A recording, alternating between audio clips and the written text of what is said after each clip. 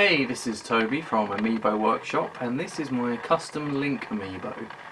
He's the number 5 Amiibo from the Super Smash Bros. Collection. And what I did to customise this fella is he had a support stand that went from his base to his thigh. It was a horrible sort of yellowy plastic colour, really thick, and just kind of unsightly overall, so I decided to cut that off. The way I cut it off is I used a hobby bone saw, which is just a really sharp saw. It's very narrow blades, and you cut through the plastic, and then I prized it off with some pliers.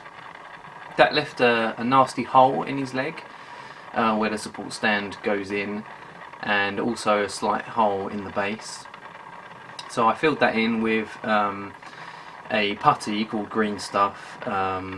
It's got another name as well, but I can't remember exactly, but Green Stuff is the Games Workshop name. Basically it's kind of a putty made of some yellow and some blue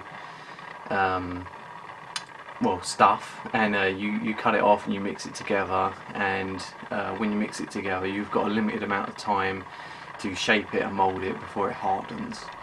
So that's what I used for that. You can buy it on Games Workshop, as I said, or on Amazon, or any other places online, I guess. So next up, I thought the pose was a little bit unnatural. Link's head was looking down at the floor, so obviously that's not as ideal. So I pulled the head off and I repositioned it so he's looking forward, and I glued that in.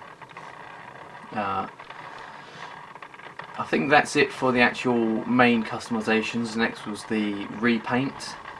So to repaint it, I sprayed the entire figure black using a black primer, and then I started from scratch and layered it up.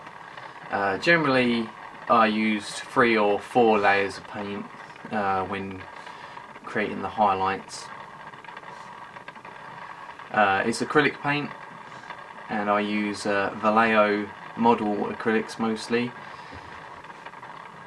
The shield has some freehand painting on. I completely painted over the original design on the shield. It's the same design, just repainted.